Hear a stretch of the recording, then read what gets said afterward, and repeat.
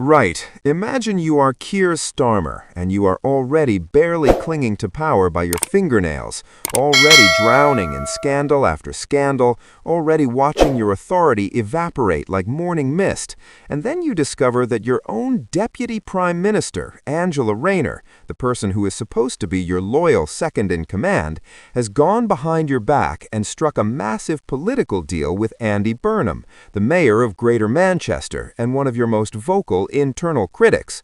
We are not talking about some minor policy agreement here. We are talking about a significant political alliance that effectively creates a power center within the Labour Party that does not include you, that potentially threatens you, that looks an awful lot like the groundwork for a leadership challenge. And Starmer's reaction? Absolute meltdown.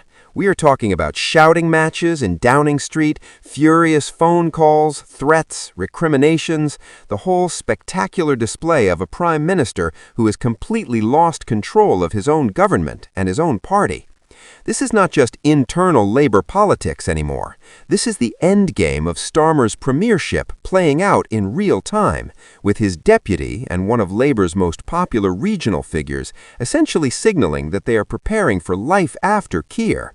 The knives are not just out, they are being sharpened in public. And Starmer is discovering that being a lame duck prime minister means that people stop pretending to respect your authority and start making their own arrangements for the future. If you want to see every brutal detail of this political civil war as Starmer's government tears itself apart from the inside, hit that subscribe button and smash notifications right now, because this is Labour eating itself alive, and it is absolutely spectacular to witness. So let us unpack what this deal between Rayner and Burnham actually involves, because the specifics are absolutely fascinating and deeply threatening to Starmer's already precarious position. Reports suggest that Rayner and Burnham have agreed to work together on a comprehensive policy platform focused on regional devolution, economic regeneration in the North, and workers' rights. Now, on the surface, that might sound like relatively standard Labour politics, the kind of thing you would expect senior Labour figures to collaborate on. But the context is what makes this explosive. This is not a deal that was made with Starmer's knowledge or blessing. This is not a deal that fits into the government's existing policy framework. This is Rayner and Burnham essentially creating their own parallel policy agenda, staking out positions that are implicitly critical of Starmer's approach, and building a coalition within the party that could very easily become the basis for a leadership challenge. The timing is absolutely perfect from Rayner's perspective and absolutely catastrophic from Starmer's. With Starmer weakened by scandal, with his authority collapsing, with resignation rumors swirling constantly, this is exactly the moment for potential successors to make their moves. Rayner needs to position herself as a credible alternative. She needs to build support among MPs and members. She needs to demonstrate that she has a vision and a coalition that could actually govern. By striking this deal with Burnham, one of Labour's most popular figures outside Westminster, someone with genuine working-class credibility and a strong regional power base, she is doing exactly that. She is essentially preparing her leadership campaign while Starmer is still technically in office, which is about as brutal a statement of no confidence as you could possibly make. Burnham's involvement is particularly significant because he represents everything that Starmer is not. Burnham is from the North. He has working-class roots. He speaks in a way that ordinary people find relatable and authentic. He has proven himself as an effective administrator in Greater Manchester, and crucially, he is not tainted by the Westminster scandals that are destroying Starmer. The contrast could not be more stark, and that contrast is exactly what makes this alliance so threatening. When Rayner aligns herself with Burnham, she is implicitly positioning herself as representing authentic Labour values, as opposed to Starmer's metropolitan establishment approach that has proven so electorally toxic. The content of the deal itself is designed to appeal to traditional Labour voters who feel abandoned by the party's recent direction. Devolution to regions and cities, genuine economic investment in areas that have been neglected for decades, strengthening workers' rights and union power. These are bread-and-butter Labour issues that resonate with the party's base. And crucially, they are issues where Starmer's government has been weak or absent, where the policies have been timid or non-existent, where there is a clear gap between what the party claims to stand for and what it is actually delivering. Rayner and Burnham are filling that gap, and in doing so, they are implicitly criticizing Starmer's leadership while building support for an alternative approach. Starmer's meltdown when he found out about this deal is entirely understandable from his perspective, even if it looks increasingly desperate and pathetic from the outside.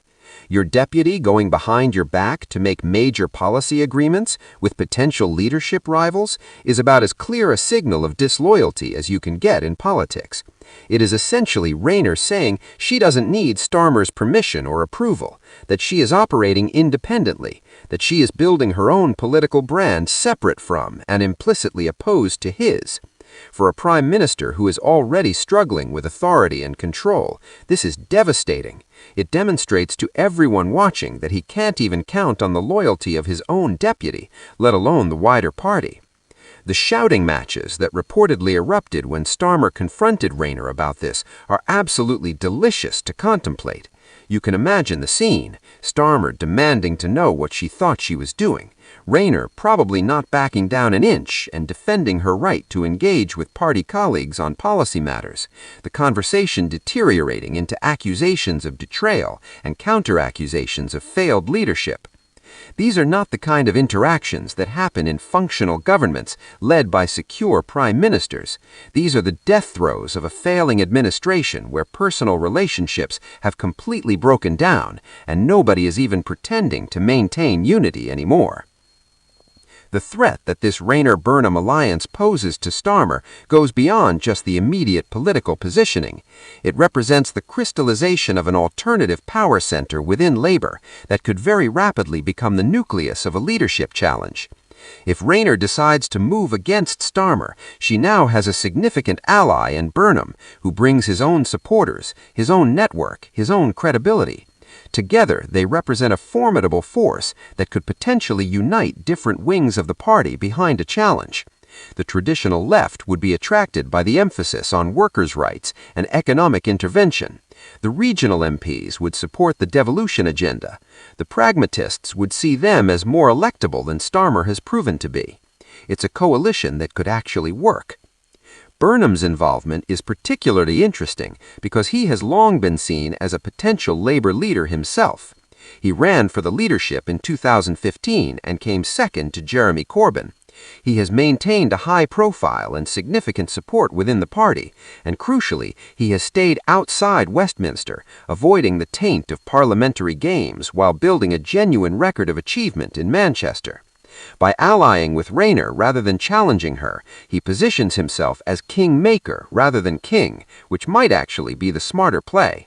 If Rayner becomes leader with his support, he instantly becomes one of the most powerful figures in the Labour Party, with significant influence on policy and potentially a fast track back to Westminster in a senior cabinet position. The policy substance of the Rayner-Burnham deal is worth examining because it's actually quite clever politically. Devolution is one of those issues that sounds technical and boring, but which actually has real resonance with voters who feel that decisions affecting their communities are being made by out-of-touch politicians in London. By championing genuine power transfer to regions and cities, Rayner and Burnham are tapping into that frustration while also building support among regional Labour figures who would benefit from such devolution. It's both good politics and potentially good policy, which is a rare combination in Westminster. The economic regeneration component is similarly smart. Voters in the North and Midlands, traditional Labour heartlands that have felt abandoned by the party in recent years, want to see genuine investment and opportunities in their communities.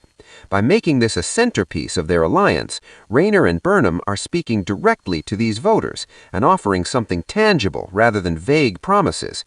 It's the kind of concrete policy agenda that Starmer's government has conspicuously failed to deliver, and that failure makes the Rayner-Burnham alternative look even more attractive in comparison.